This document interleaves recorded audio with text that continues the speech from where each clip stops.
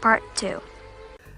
Working with John and kind of setting things down in The Mandalorian created an opportunity to see how does Ahsoka work as a character in live action. Because, I don't know, like with the head tails and the makeup, like what does that look like? Can a performer bring that to life in a way that is meaningful? You look old. Well, that happens. And people love that character, so is it going to feel right to them? No. Part 2 is called Toil and Trouble, which is appropriate in a meta sense since Episode 2 represents toil and trouble, more specifically the writer's toils getting them into trouble. Oh my god. You may have noticed that as things stand, our heroes are absolutely fucked. The map is the one thing that could have given them any sense of purpose or direction. Without it, they haven't got a clue where to go next. They have no means of tracking their enemies, no idea where they're going, no way to follow them. This is, for all intents and purposes, the end. The enemy has won. Well done, enemy. GG, buddy. The only way for the show to continue is if the plot manufactures some truly epic fuck-up by that enemy after the fact. A fuck-up much more epic, or at least more immediately epic, than stabbing Sabine and expecting her to do the decent thing and die. This is a very good, very approachable introduction to the school of bad writing. If you ever find that you've written yourself into a position that requires you to effectively break your script to extricate yourself from the hole you've dug, you will get very good marks from the school of bad writing, and you're probably looking at a career in Disney Lucasfilm once you've graduated. Dave has told the story of when he first met you and he interviewed with you about this job. I wanted to ask you if you had any recollections of what your first impressions of Dave Filoni is. I'm sure everyone here who works with Dave would love to hear it, if you can recall. I can't. I'm an old man now. I must have liked him because he got hired. If, though, you have basic self-respect, you'll avoid putting yourself in this position to begin with. At the very least, you might go back and alter the setup to ensure you do not land in this deep, dark hole. It's always better to avoid falling in than have to contrive a way out. Perhaps they could have thrown a tracking beacon onto Billie Eilish's escaping ship. Perhaps they could have got the map and then been pursued by their sinister enemies to the next location. Perhaps Sabine could have cracked the map and flown off all alone, leading to a two-pronged race to catch up with her. Ahsoka versus the Fallen Jedi, with Sabine quite keen to stay away from both. Perhaps Big Rey could have come with Billie Eilish. She could have been injured and he could have abandoned her, meaning Ahsoka and Sabine would have to get the information out of Billie in order to pursue Big Rey across the galaxy in a manner that might force them to grudgingly work together, providing an opportunity to redeem Billie Eilish in the course of their quest. This would have allowed us to keep the basic plot structure intact while avoiding the dumb fuckery we're about to witness, and also have allowed us to learn more about the Fallen Jedi, about Billie and Big Rey's history, through the wide staring eyes of an anti-hero. There are plenty of other options the show could have taken, it just didn't. So instead we get dumbfuck. Let's unpack it. While I've got you here, a quick word from my sponsor. I invite you to consider the following scenario. You're a happily married man, you're in your 50s, your wife is only 21. You think yourself very, very lucky. You get back after a long day at work, she's out with her girlfriends, so you log on to your PC. You like keeping tabs on what your wife is up to, because that's all part of being in a healthy relationship after all. You navigate to the recently closed tabs. She wants one in the where now? Oh my god. Your silly wife forgot to use incognito mode, but incognito mode really isn't very good. You need something much more secure.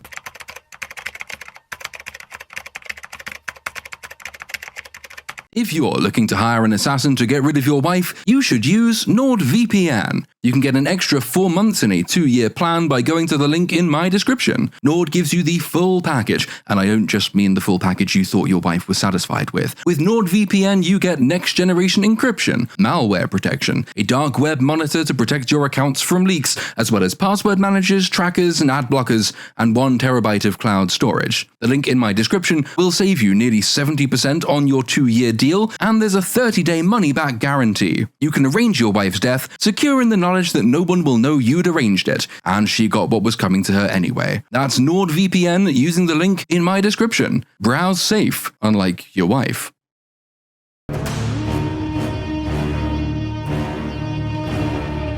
We pick up with Ahsoka looking blankly out of the window of Sabine's hospital room, using a convenient Force flashback power that I believe has been the exclusive property of video games until this moment. Cal Kestis uses something similar as part of Fallen Order's audio log mechanic. It's not an innately bad idea, but it is a very dangerous one, because it's potentially very useful while containing no known limitations. This means a lazy writer, why is Dave Filoni on my screen right now, can deploy it whenever and wherever he likes to move the plot along in any way he chooses by having characters access whatever historical information they require in any given moment. This particular instance isn't too destructive. Ahsoka essentially hears Sabine's encounter with Billie Eilish from the previous episode. I've been looking for this. That's too bad. But since she could have easily found that out another way, like by talking to Sabine once she wakes up, well, Force Echo isn't a crutch in this scene, though it will become one later, in episode 5 in particular, but we'll burn that bridge once we've crossed it. For now, and since the show is setting up the power in this scene, I will simply set up that it's an oh-so-convenient invention, and convenience should be distrusted. Sabine wakes up, and we get one of the show's long and unprofitable pauses.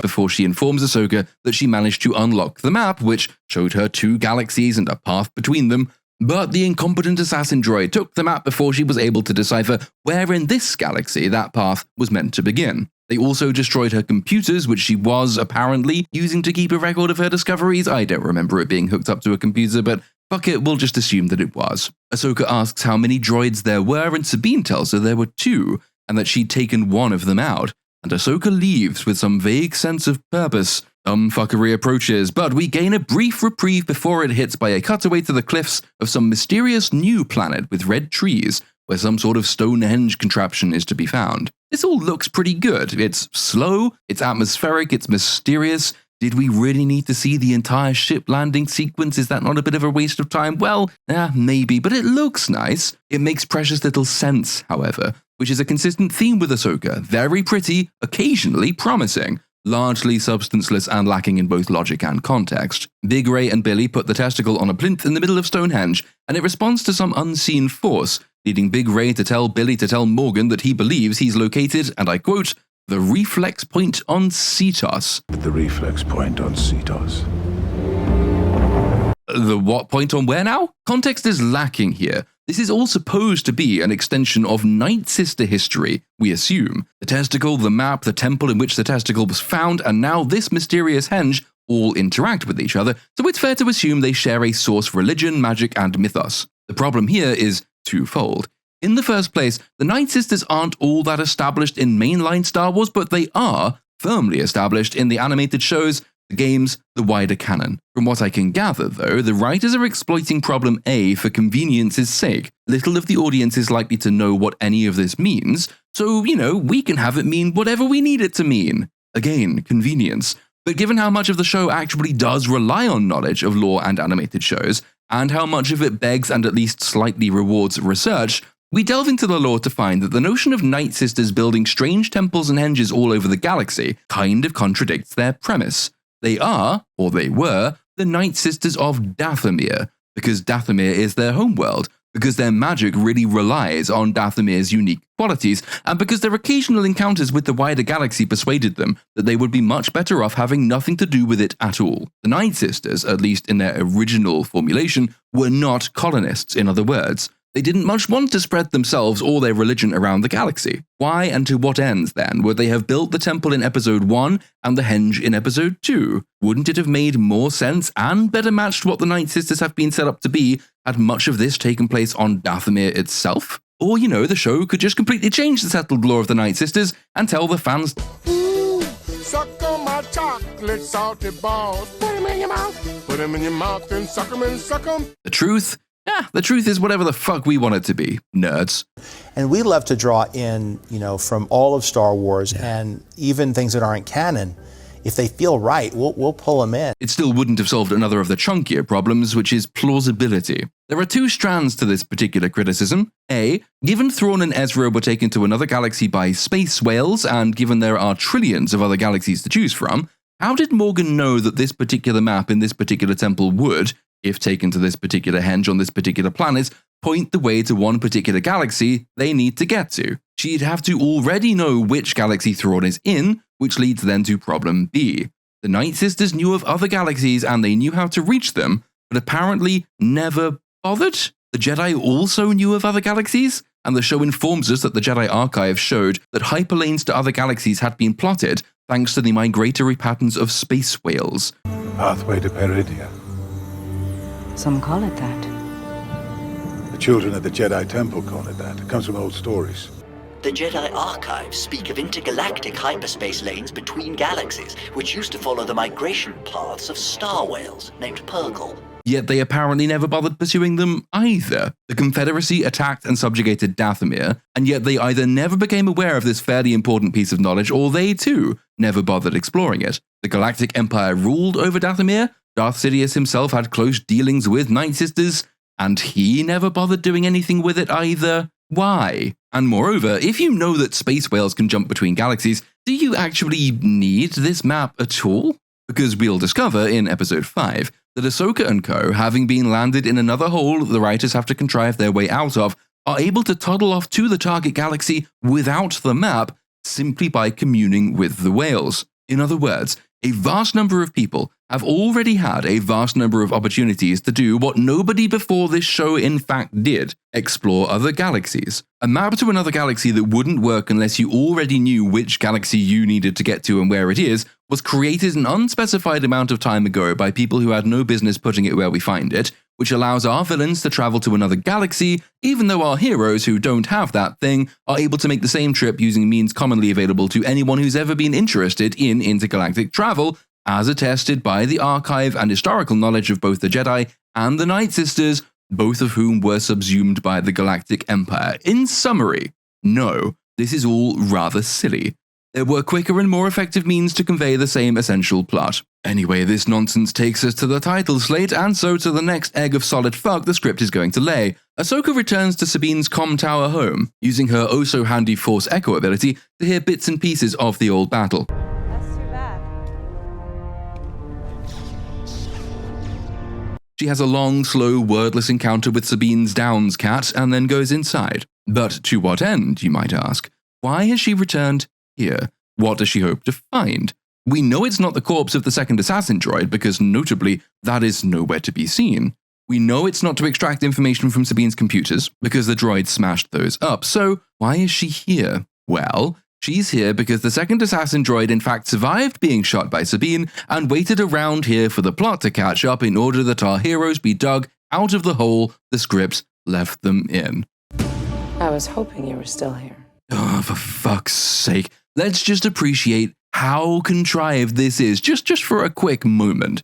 This is an assassin droid. It's an assassin droid on a super secret mission. It's an assassin droid with a self-destruct function. We know that because the show took care to show us these droids would self-destruct rather than lose. Moreover, it showed us they would self-destruct even when doing so would actually make everything worse for their owners, whose mission would have been made completely impossible had the droids succeeded in blowing up Ahsoka and the testicle in episode 1. Given we know all of this, it is ridiculous that there was even a comms tower to go back to.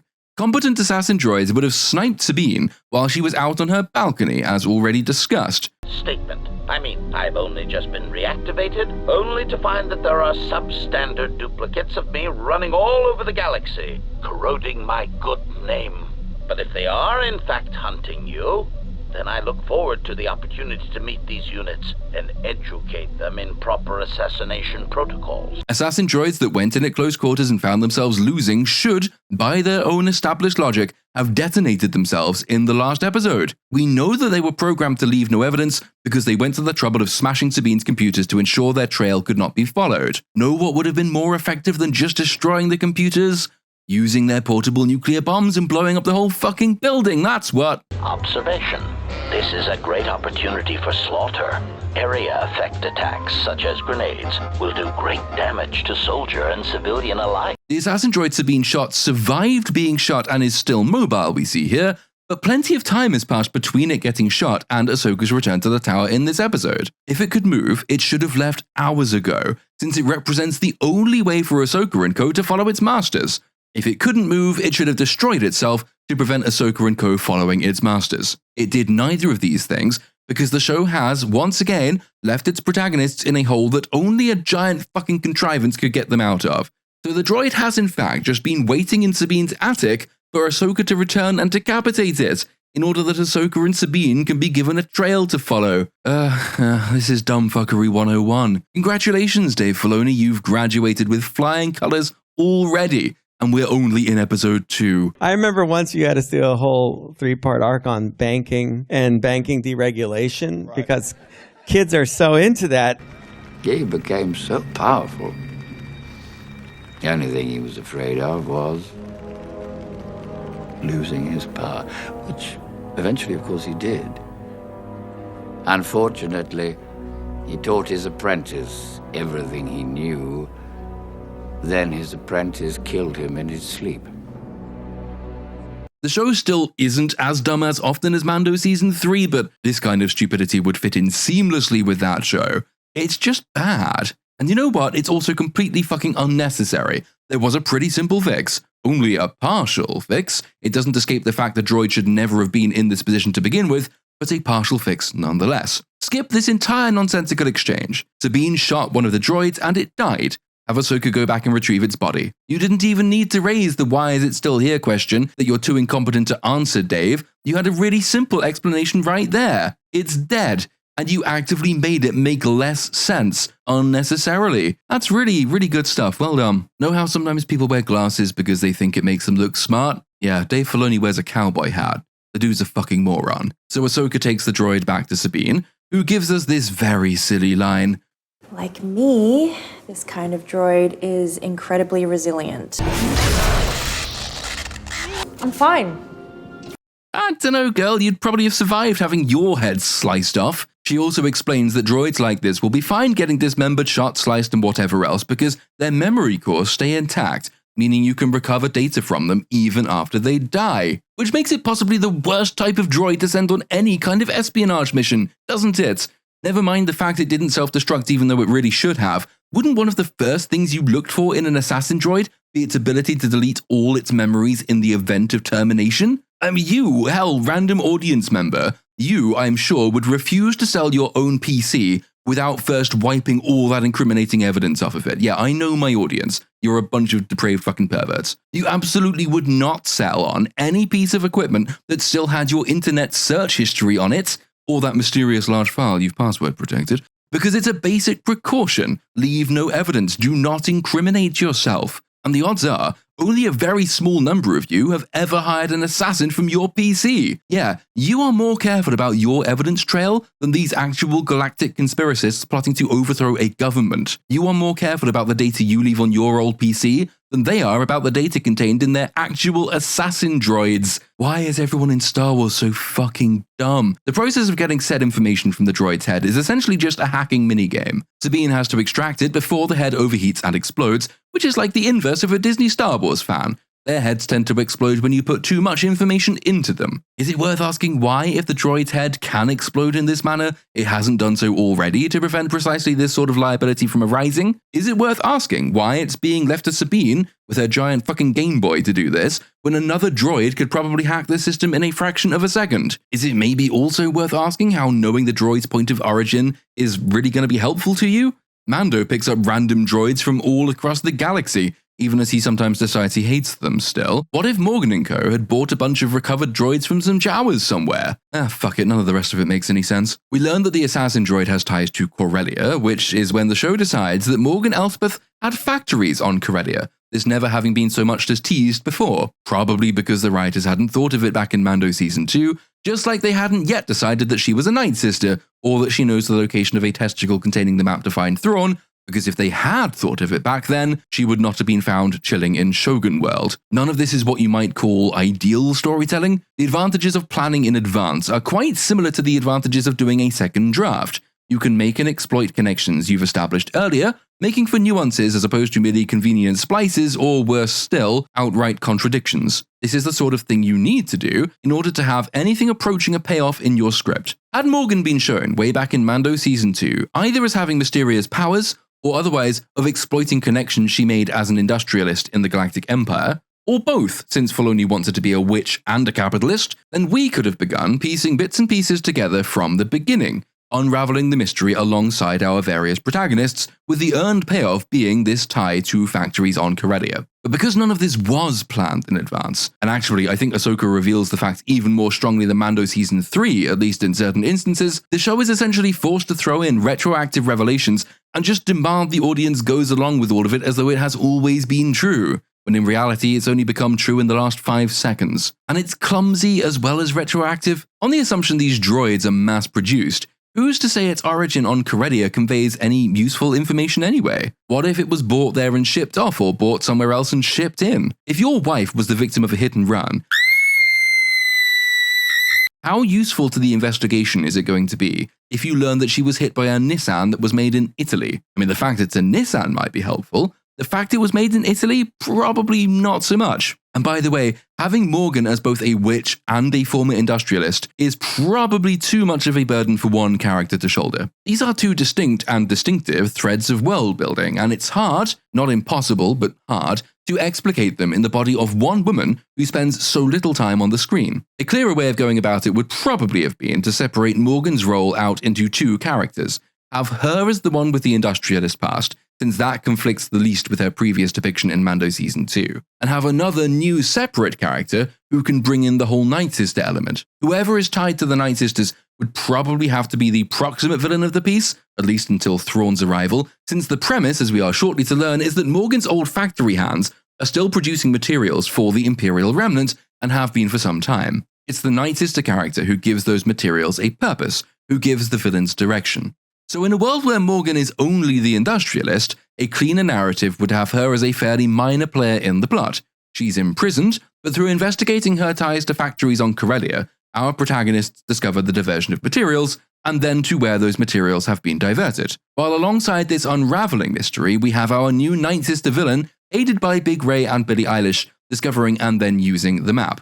Morgan in this telling is either out of the show by the end of episode 1, or else she's kept around as a villain in being, someone whose agency comes from within her prison walls, who can drip feed information and misinformation at a steady pace. A Hannibal Lecter-style character who stays in place even as she conducts the world around her. In the event, we got an unplanned mess of a character onto whom every convenient revelation must be pushed. We need Night Sisters to decode the map? I don't know, how about we make Morgan a Night Sister? That'll do? Yeah, sure, why not? We need to know how she has any sense of purpose and direction? Well, how about magic from distant galaxies?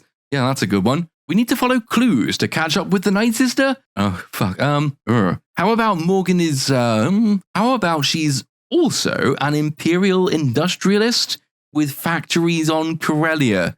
Yeah, that'll do. What's that, audience? You actually want to learn about these 2 distinct concepts?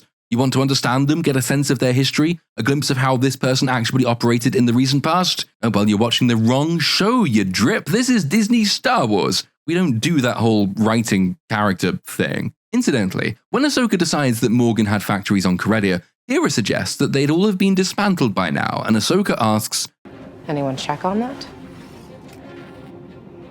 Okay, yeah, that type of question really shouldn't need to be asked, because any halfway competent New Republic administration would have made damn sure that there were no Imperial holdouts on fucking Corellia of all places. Corellia is an immensely important shipbuilding planet. It's not some mid or outer rim afterthought, it's one of the industrial and economic powerhouses of the galaxy, with a pivotal strategic role in arming and equipping the Old Republic Navy, the Imperial Navy, and now the New Republic Navy. We saw it at the beginning of Solo. Anyone remember Solo?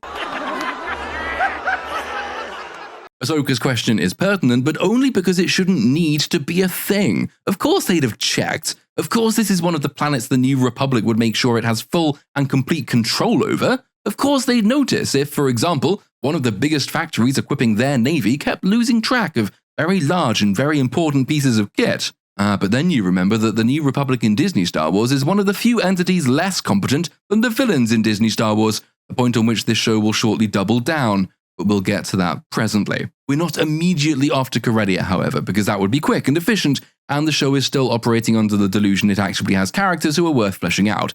So Ahsoka leaves, Sabine wants to follow, Ahsoka says, nah, and Sabine says, I'm fine! Yeah, you really shouldn't be, and yet somehow you are. Hera's hologram then sends huge Wang out of the room so she can have a quick pep talk and tell Sabine how wonderful and beautiful and lovely she is. Sabine moans that she hasn't seen Ahsoka in years, and the first thing she's done has gone sideways. She says this with what I think is supposed to be regret, though I'm having to read this into the script because Sabine's actress, Natasha Liu Bordezzo, doesn't really convey emotion ever. At all. No, not even then, probably. I haven't seen her in years, and the first thing I do goes sideways.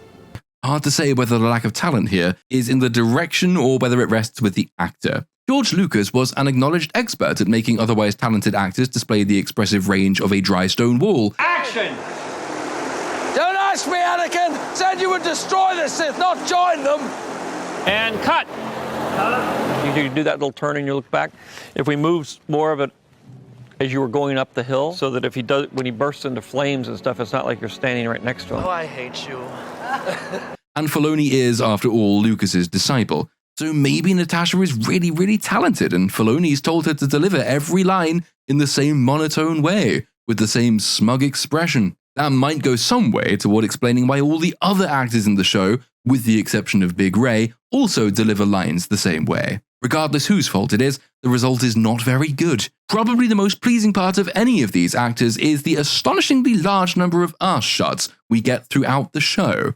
Their asses do more acting than their faces do. And if you don't dig green chicks or girls with social justice daddy issue hair, at least their asses are kinda nice to look at. Anyway, assuming that Sabine is regretful, that too is a problem. We still don't know what went on between Sabine and Ahsoka during their off-screen years.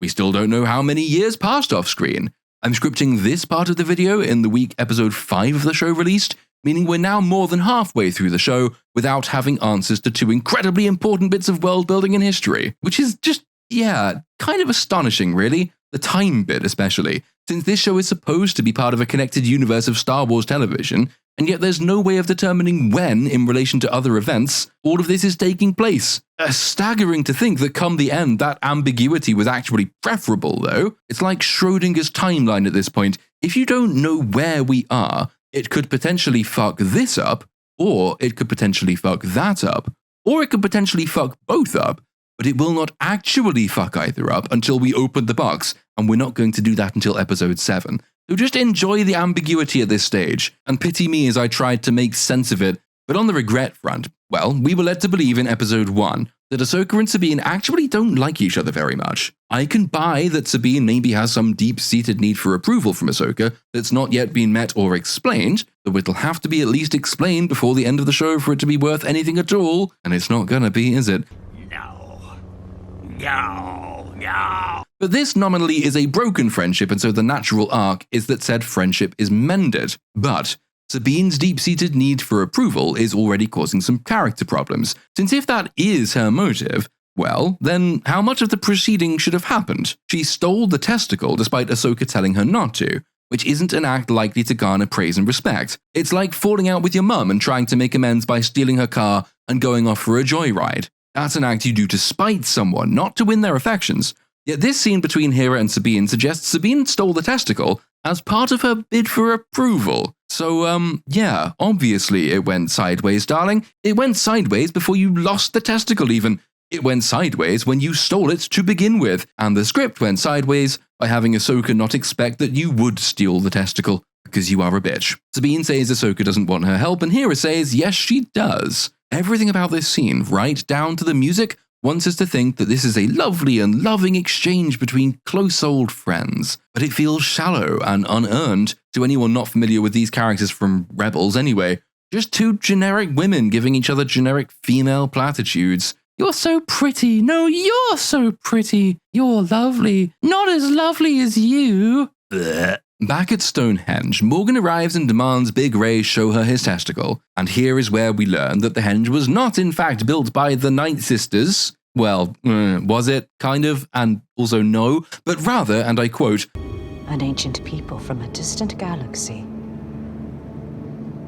Who turn out to be kind of Night Sisters, but also not, maybe.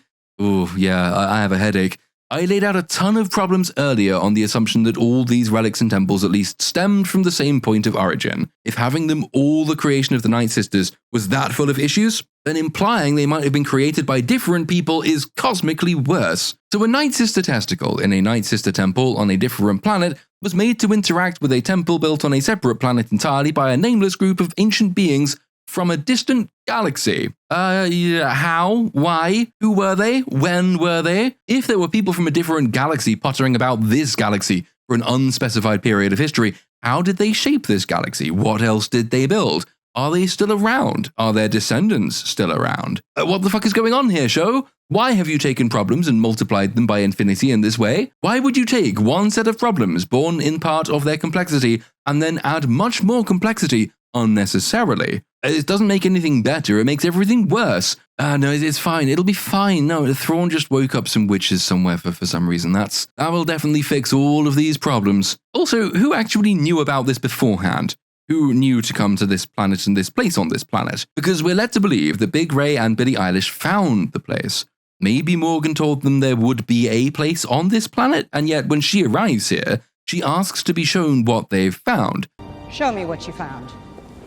Which would suggest she didn't know what they would find or where they would find it, until she's asked who made the place, and then all of a sudden she does know again. I could buy that she'd learned of its existence and maybe which planet it's on, but not where on the planet, but then she shouldn't have had this strange little interlude where she doesn't know what they found or what it does. No, it's still fine. She's being guided by witches from a different galaxy, and just hasn't got around to telling anyone about that yet. We've got to keep some sense of mystery, guys. Mystery boxes is good writing. The dialogue here is just a bit strange is all. Strange. It's like Morgan had a little momentary episode of dementia. Not a lot of dementia, just a little bit of dementia. She sort of knew where they were going and why, but then sort of forgot that she knew where they were going and why.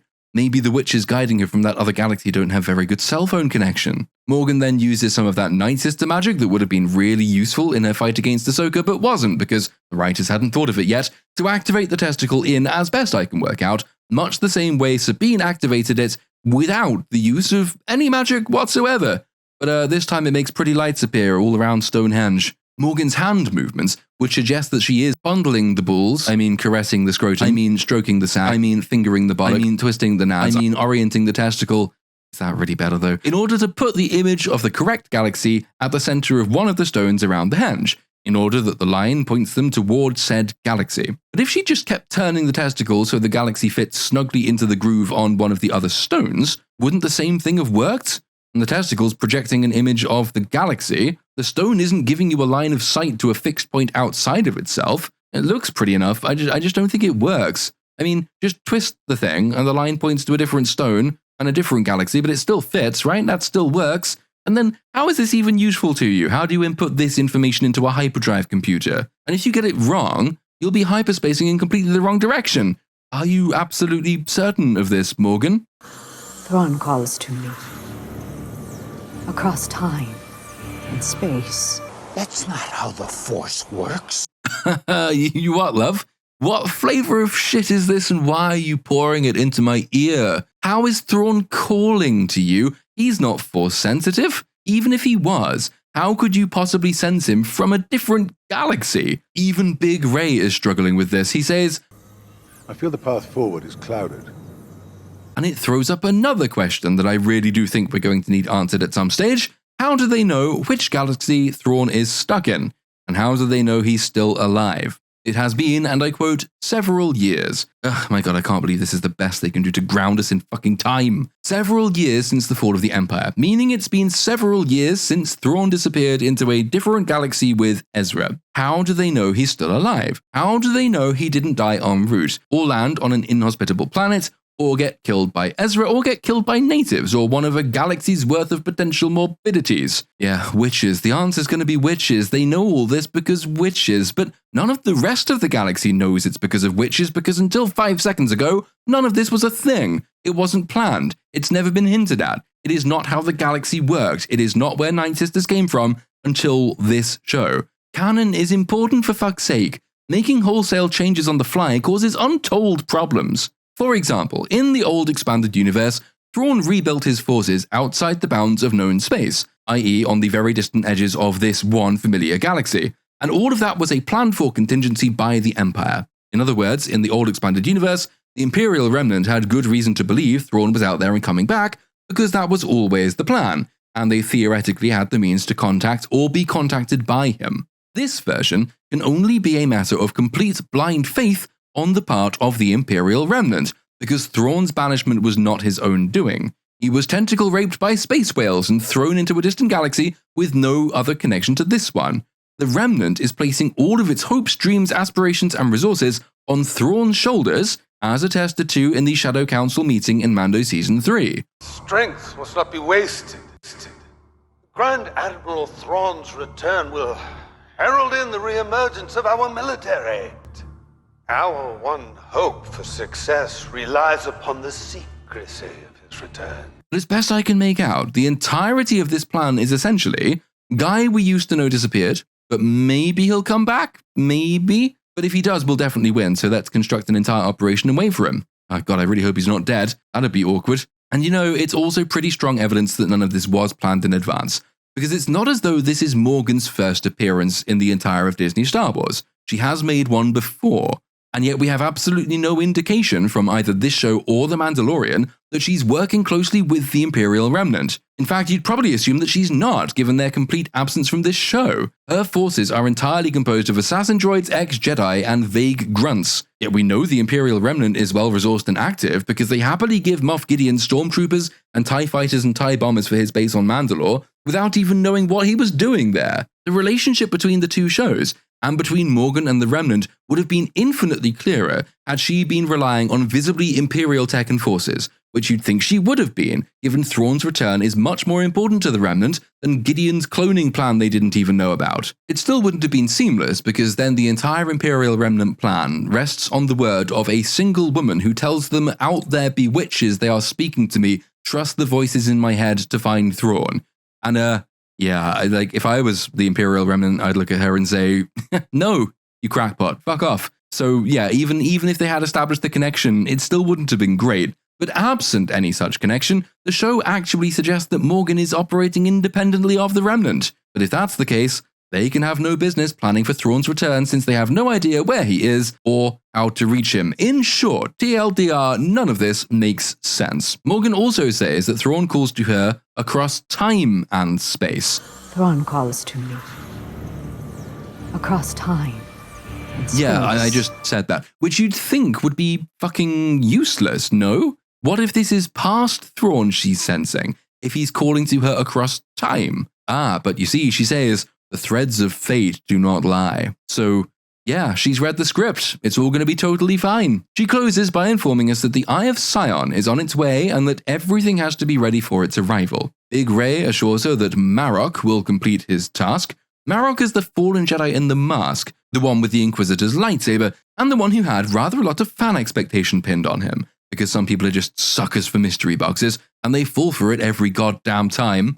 Who is Marok? Is he Ezra Bridger, Barriss Offee, Savage Opress, Darth Maul, Starkiller, the 1991 Denver Broncos?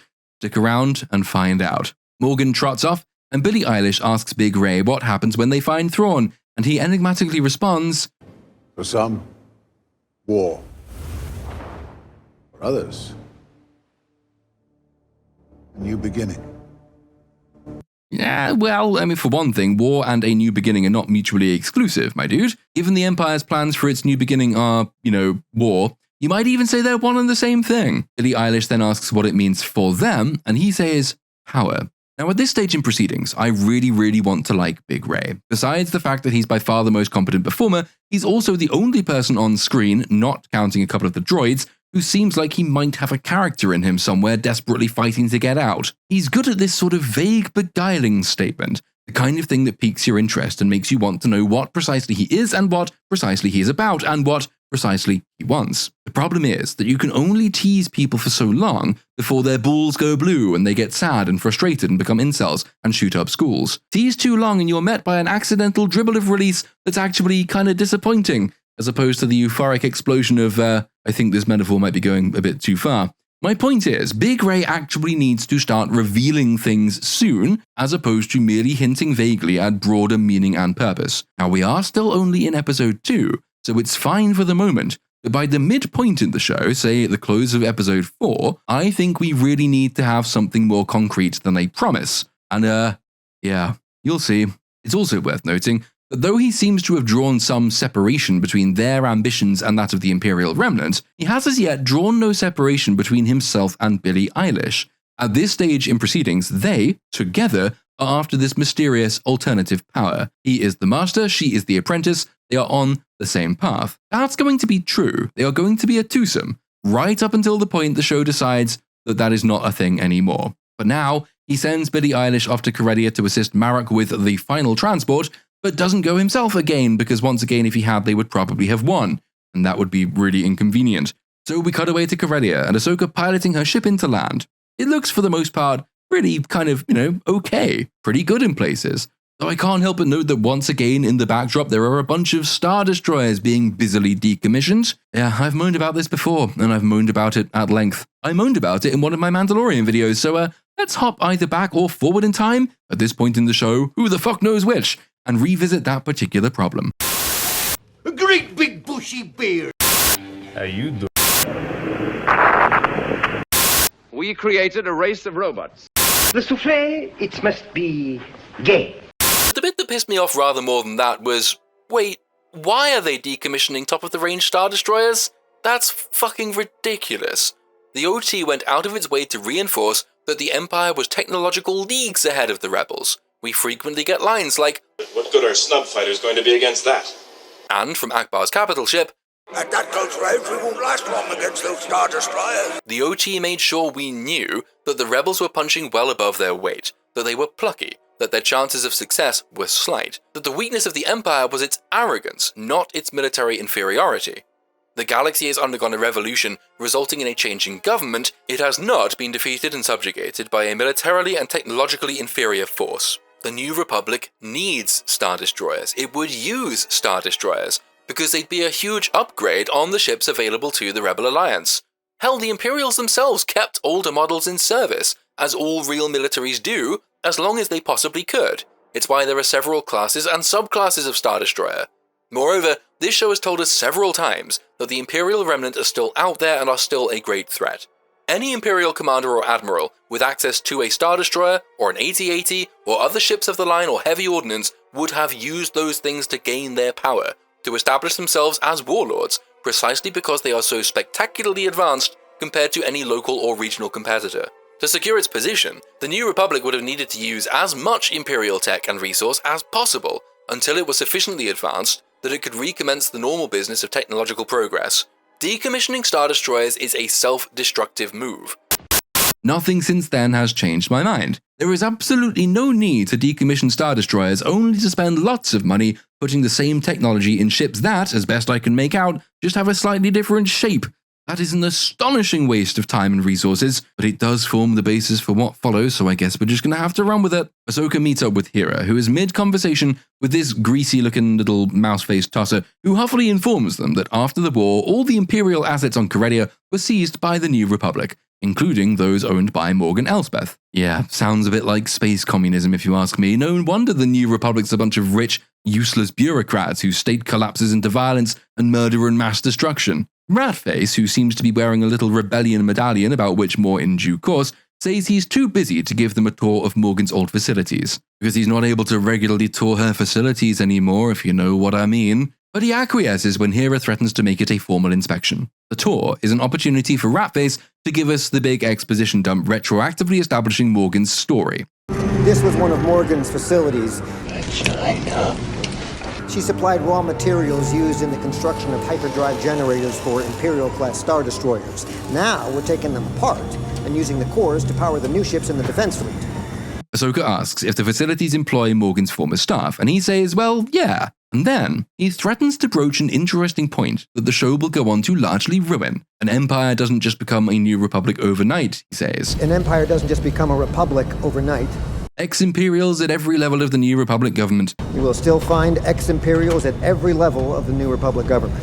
Etc. Now this is, interesting. As is his claim that people's loyalty is to their paymasters, not to their politics. The formation of the New Republic and what happens to old Imperial loyalists is a fascinating question, a fascinating proposition. but it's one Disney Star Wars has never so far failed to fuck up. It's not just a Disney Star Wars problem, to be fair, it was also a bit of a George Lucas problem. There are two major examples of his, shall we say, scattergun approach to world building. The first is the changes made to Return of the Jedi. In the special editions, once the Death Star is destroyed, we cut away to various prequel trilogy planets, all of which are celebrating Naboo and Coruscant principally.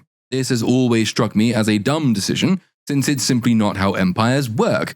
If anything, Coruscant and Naboo were two of the planets least likely to have widespread but suppressed sympathy for the rebellion. Coruscant is the capital of the Galactic Empire after all, and Naboo is the home planet of the Emperor himself.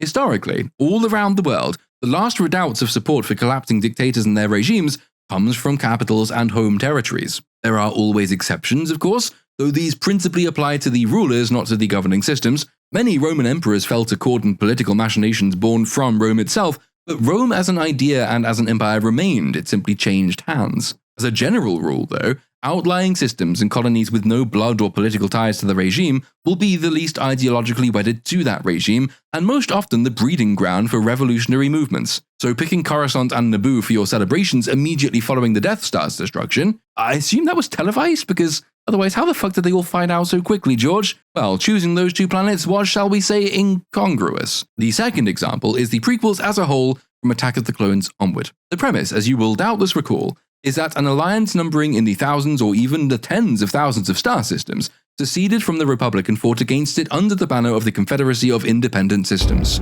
I don't know how much longer I can hold off the vote, my friends.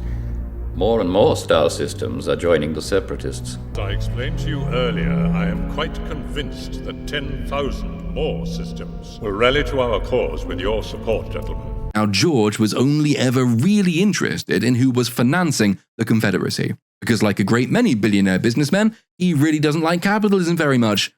And I used to say this all the time when people, back when Russia was the Union of Soviet Socialist Republics. And they'd say, oh, but aren't you so glad that you're in America? I said, well, I know a lot of Russian filmmakers. They have a lot more freedom than I have. All they have to do is be careful about criticizing the government.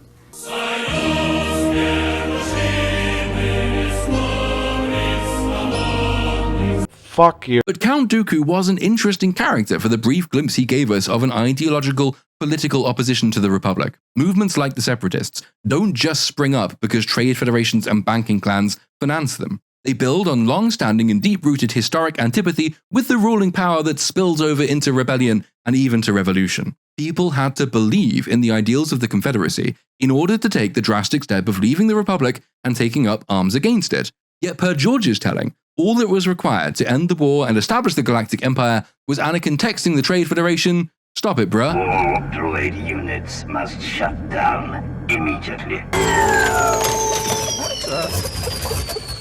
What's they doing? And that was it. War over. Empire established. The rest is history. This is only partially mitigated by the fact that the OT stays well clear of big picture world building stuff. So, you can say solely by omission that the Empire did have to battle against Confederate remnants. It's just that it never formed part of the very personal stories told in the original trilogy, but it still rankles a bit that such assumptions have to be made and such charity handed out, and it's evidence of the imperfect way the prequels lead into the OT. The Mandalorian, bizarrely, was the show that recognized the fact when, in Season 3, it based an entirely pointless and offensively irrelevant filler episode off a kind of interesting premise. Episode 6, the one where they fly to Planet Lizzo, sees Back to the Future's Doc Brown sabotaging an independent world in service of his old idealism. He is a Confederate holdout, someone who never bent the knee to the Republic or to the Empire, someone fighting to stop the recrudescence of both on this random, mid-rim planet. It was the Mandalorian, so it handled it about as carefully as Ezra Miller handles children, but the vague recognition was there finally, and at long last, that some people in the galaxy do actually have to believe in the causes they fight for. Here in Ahsoka, a similar idea is broached, but once again, haphazardly and without anything very interesting to say. It throws in a few interesting sentences, like empires not becoming republics overnight and people being loyal to whoever pays them, but then fails entirely to build much out of anything. In fact, given those promising ingredients, it takes probably the worst out imaginable, as we shall shortly see. Very bad feeling about this. It also doesn't seem to fit the depiction of the New Republic and its struggles with ex-Imperials, as we've already seen it in The Mandalorian. This is where Ratface's little rebellion brooch becomes relevant, because The Mandalorian establishes that yes, there are indeed ex-Imperials around, and the New Republic is trying to reintegrate them into society. Season 3, Episode 3 of The Mandalorian is all about Dr. Pershing's reintegration as part of the New Republic amnesty program, one feature of which is the marking of ex-Imperials by special stripes on their chest, as well as their depersonalization and dehumanization at the hands of a cold bureaucracy, the Imperial Rehabilitation Program. Are you able to maintain a consistent schedule? Yes. Are you experiencing any undue stress due to work or personal matters? No. That was about as interesting as Disney Star Wars has ever been on this question. And typically it ends in a catastrophic mess, but the overarching theme is present across multiple shows at this point. The New Republic is already stagnant, ossified, falling apart at the seams. Its idealism has given way to bureaucracy, and its high-minded attempts to reform ex-Imperials have themselves been infiltrated by agents working against the New Republic, bringing it down from within.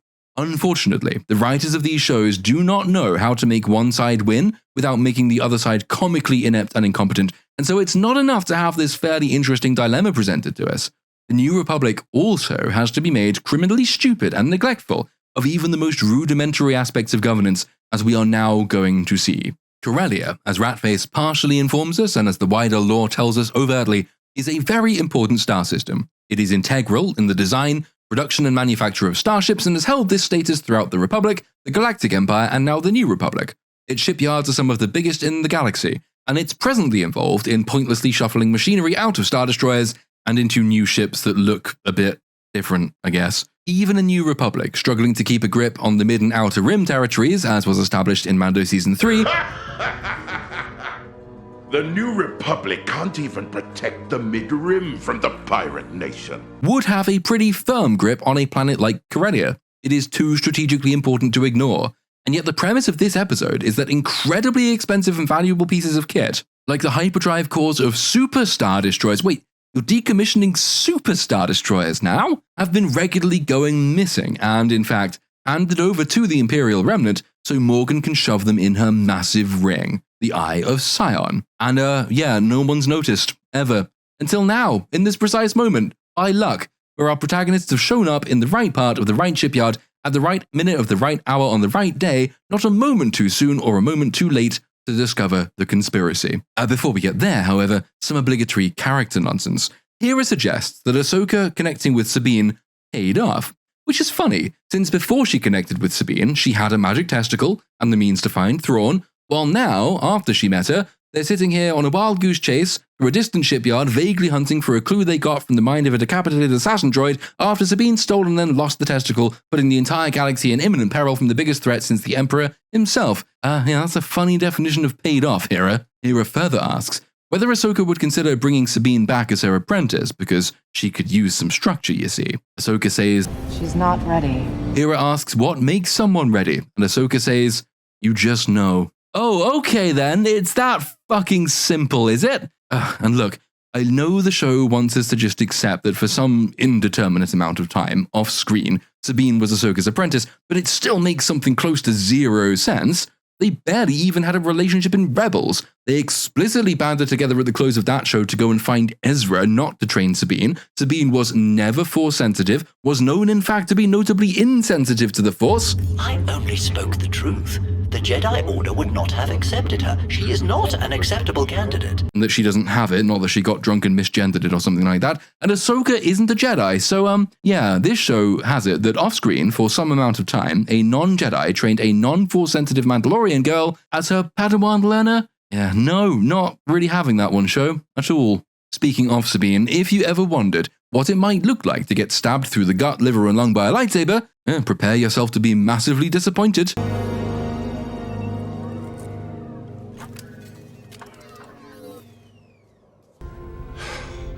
I once tried to cook pizza after an unhealthy amount of whiskey. I slipped.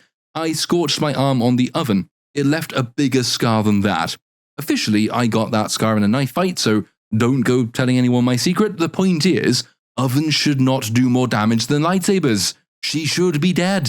This is a moment for Sabine to bond with huge Wang, which is ostensibly to flesh out her character, but which really just makes Huge Wang look nicer. That's a sentence. Sabine is still a shit. Huge Wang suggests that Sabine begin her training again, almost as if he's read the script so he knows this conversation is happening elsewhere at the same time. Oh look, is that the script down there? And she says, nah. Sabine bitchily continues, I can't train if Ahsoka doesn't want to teach me, which is, contestable. Given you can't use the Force, you might at least train with the old lightsaber that you've kept and modified for no very good reason. Yeah, good enough, and you might not have to survive another fatal wound. Anyway, it is worth noting the fact that Sabine here says she cannot train, because the show will forget all about that in the last episode. Have you kept up with your training? Obviously not. Have you kept up with your training? I try. I do. I have gained better control over my lightsaber. Talking about dildos or what? Sabine says Ahsoka quit on her and she doesn't want her back. And Huge Wang speaks for the audience in pointing out that she's a bitch and never so much as suggested she wanted to come back. He also says she was a shit student and she was shit at the Force. I can't train if Ahsoka doesn't want to teach me. That is an excuse. And a poor one. See? She doesn't want me back. She wasn't even thinking about me. To be fair, you have never indicated that you want to come back. It doesn't matter. I never had the talent, the abilities. Not like Ezra. That much is true. I have known many Padawans over the centuries, and I can safely say your aptitude for the Force would fall short of them all. All of which is true. I quite like Huge Wang. This statement works on multiple levels. He's the only one even attempting to put these insufferable bints in their place from time to time, but given he knows how inept and unsuited Sabine is, why is he giving her the lightsaber back and encouraging her to start training again? If she's not Force sensitive, she's not Force sensitive. Right, Dave? Right? That's how the Force... Oh, fuck it all to hell. We've got that to look forward to. Back on Corellia, we enter the control center where they keep an inventory of all the decommissioned Imperial tech. Ratface says the profits from a single Star Destroyer are enough to fund several New Republic reconstruction programs, which rather stresses their value, you might think. If you can build, say, 3 new starships and a small city from the money recouped from 1 Star Destroyer, chances are those 3 new starships aren't very good. And if one of your major problems is your inability to keep hold of even mid-rim planets because you can't fight off measly pirates, well, maybe keeping some fucking Star Destroyers around would be a good idea, you galactic fucking bellends. There are a few more small-ish world-building problems packed into this line of otherwise pointless dialogue. What, for example, is the New Republic reconstructing and where? The Empire didn't wreck too much in its fall, did it? The whole point about empires not becoming republics overnight from earlier is that this is a change in government and governance structure, not a full-scale military wipeout of the old order. Hence there being so many Star Destroyers to decommission rather than to scrap. And in the second place, if the profits from decommissioning Star Destroyers are going to the New Republic reconstruction efforts, essentially government spending, then what sense do we make of his line about being a businessman who's loyal to his shareholders? What profit are they making if their profits are all going to the New Republic? Is the government his shareholder?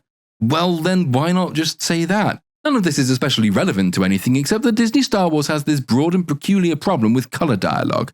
It uses a lot of color dialogue as scene filler, and yet has this very unfortunate habit of raising a ton of world-building questions it might just as well have done without. Like Mando Season 3, where Spacey Jones here invokes the Pirate Nation, a definite and apparently relevant entity in the galaxy that we neither see nor hear from ever again, when he could have said pretty much anything else, or indeed nothing at all, and avoided all of that pain. And here, Ratface also talks about his board and his primary investors, but then wouldn't that be the government too, since all this money is going to New Republic reconstruction projects? I can't believe I'm sitting here trying to make sense of New Republic economics in a show like fucking Ahsoka. There's got to be nothing more fun to look at, and it's got to take a break from this. Shit, how about Arshot? And anyway, Arshot. Another one. Another Arshot. Fucking hell. These are great. Another Arshot. Look at all the arses. Arshot there, and there, also there. Arshots for everyone. It's the mention of the Super Star Destroyer hyperdrive that gets Hera suspicious because, and I quote, the New Republic isn't building anything that big. And Ratface can't tell her what class of starship it's intended for. He's obviously deflecting. He says it's classified. Hera says, I'm a general, nothing's classified from me. I'm a general, nothing's classified to me. I said that. I don't think it's true, though. He asks a protocol droid to, help with the protocol, which doesn't actually mean anything, but it is an excuse for another droid-related plot convenience. It's only because Ratface asked the protocol droid to walk into the scene that when Ahsoka asks about assassin droids and Ratface denies having any, this traitorous little tin tosspot can helpfully tell everyone that he's lying. Seen such a droid. I catalog inventory on arriving transports. An HK-class droid recently prevented me from completing this task. I'm terribly sorry. I didn't mean to intrude. No, please don't get up.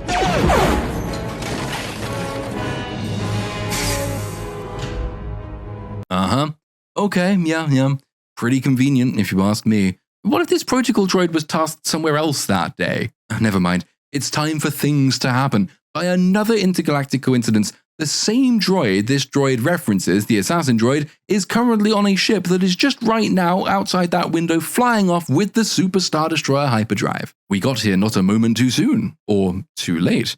How very, very lucky they should arrive right at this precise moment in time to see the transport taking off with the hyperdrive. How very, very lucky it hadn't already left, or that a message didn't get through to the transport that Ahsoka and Hera were on the scene, so they should probably lay low until they leave. How very, very lucky that this one protocol droid encountered that one specific assassin droid and happened to be asked into the scene at the right time to overhear a conversation to supply a specific piece of information in just about the right amount of time. Yeah, you get the idea. Hera demands they stop the ship from leaving, and now we find out that all the people in the room are secretly still loyal to the Empire, so they pull blasters and start shooting. Question: whatever happened to the Imperial rehab program from Mando Season 3? We now know, since the show is over, that was in place before the events of Ahsoka, and yet all the ex-Imperials we keep getting told work at every level of the New Republic in this show aren't in the rehab program? Wouldn't the New Republic have kept a pretty close watch on the employees at their foremost shipyard? The ones handling all this pivotally important and expensive tech? Hey,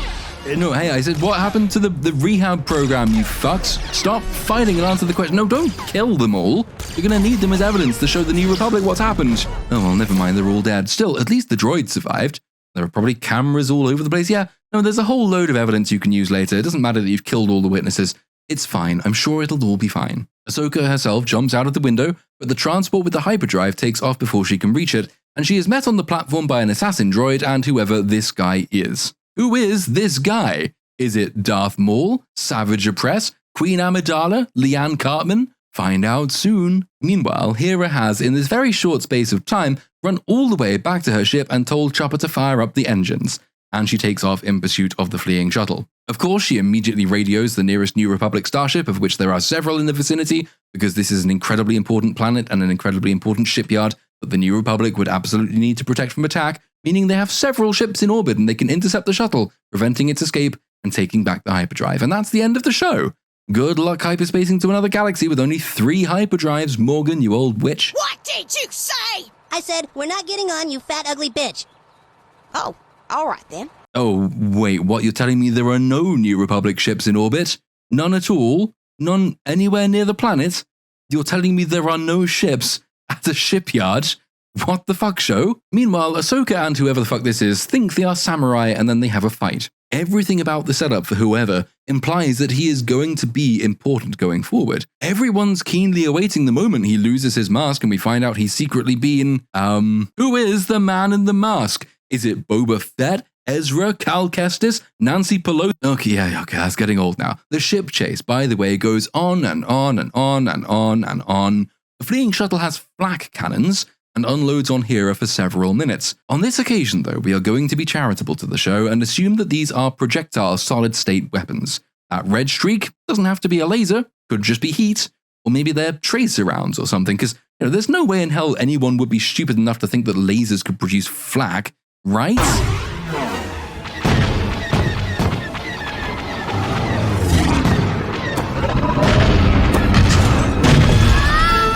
Right? Well, whatever the case, the flak cannons are criminally inaccurate, and this becomes less forgivable and believable the longer the chase goes on. And it does go on. It's still going on, in fact. All this time I've been speaking, yes, still going. Hera refuses to shoot at the fleeing ship on the grounds it might crash into the city below, but that looks like water down there to me, but never mind. You just keep chasing that ship so Ahsoka and whoever can have enough time to drag out their fight. At one stage, Ahsoka captures his lightsaber between her two. All that scissoring with Sabine came in handy after all. But I can't help noticing he's using a double-bladed saber. She has snared one of them, the one that's pointing directly up, but there's another one pointing directly down. It's right by her knees. All whoever has to do is, just tilt his saber a bit, and she will lose a leg. But, well, the choreography in this show is never better than meh, so he doesn't do that. Chopper, meanwhile, is rummaging around for a tracking device that he can throw on the fleeing shuttle. There are really no better means of attaching tracking devices to fleeing ships than this, apparently. Couldn't you shoot one? It might have saved a lot of time on this silly chase sequence. Down on the surface, something incredible almost happens. Remember the Inquisitors? Remember how in the animated show they can spin their lightsabers and turn into Inquisicopters and fly away? Because as everybody knows, if you spin a torch around really, really fast, light creates downdraft and you can take off. Now, obviously that's complete fucking horseshit, but it is very funny. And just for a few seconds, it almost happens. Whoever this is spins his saber and you sit there thinking, please, yes, do it. I want to see a live-action Inquisicopter. I was really disappointed nobody did it all the way through the Obi-Wan show. Ahsoka has been so fucking boring. Just please give me this at least. But then he just throws his lightsaber boringly and runs away. Boo. He gets picked up by Billie Eilish on the Evilman ship, which I guess nobody detected hanging around this incredibly important military installation, and more silliness ensues as he force-pulls his saber back to himself. I mean, God, just imagine Ahsoka had force-sensed it slightly, hazily. What if she got her angles wrong? She'd have lost her head. We'd have had to wait until the next episode for her to wake up and say she's fine. She has a stare, doesn't think it worth even trying to radio anyone to intercept the shuttle.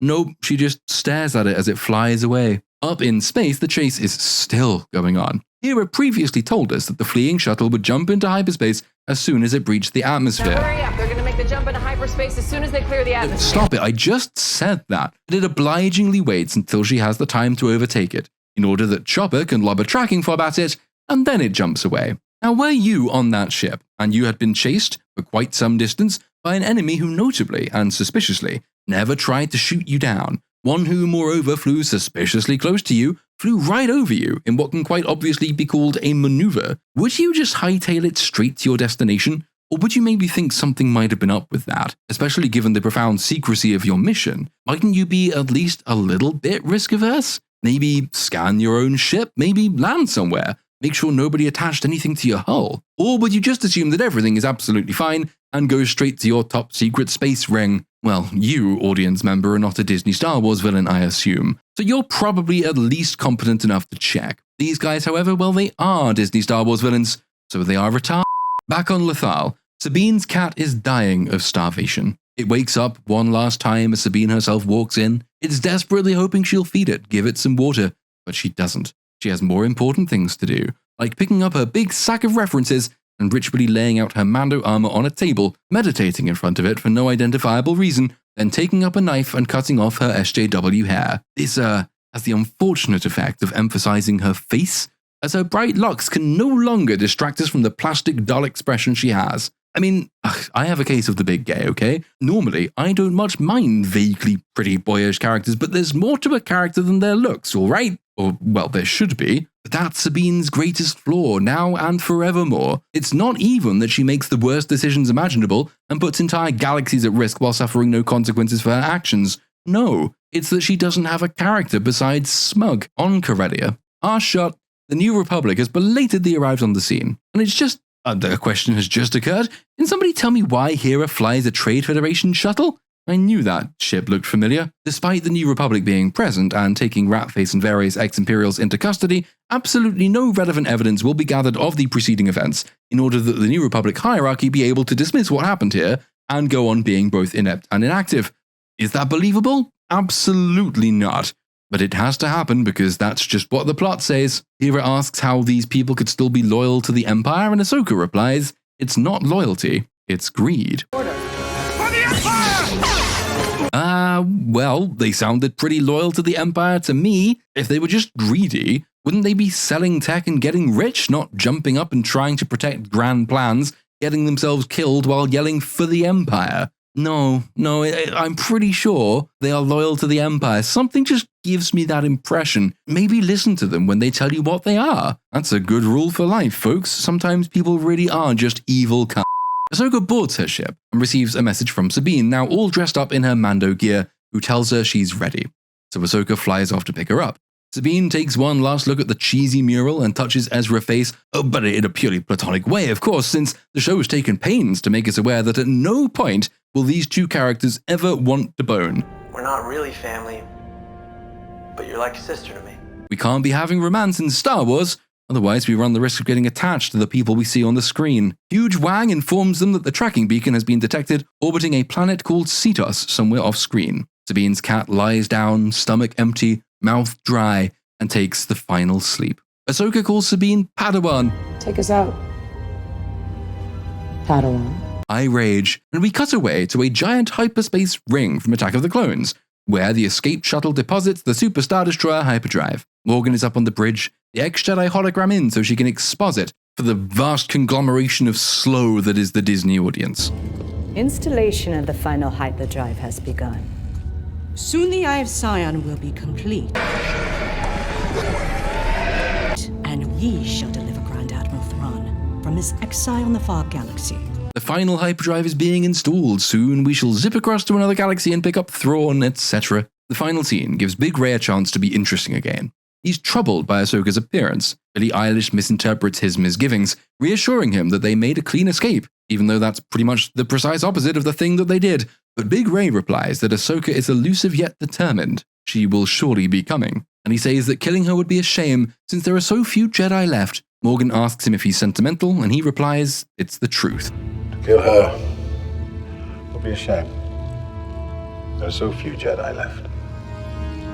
Sentimental? Truth.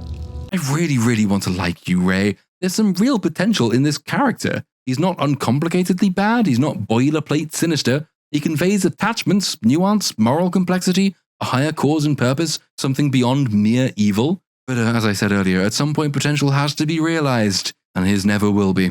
That, in any case, is the end of Episode 2. Episode 3 shouldn't take anything like so long to sum up, since it's the one in which next to nothing happens. Characters begin at point A and half an hour later reach point B. How much can go wrong with that, eh? Let's find out.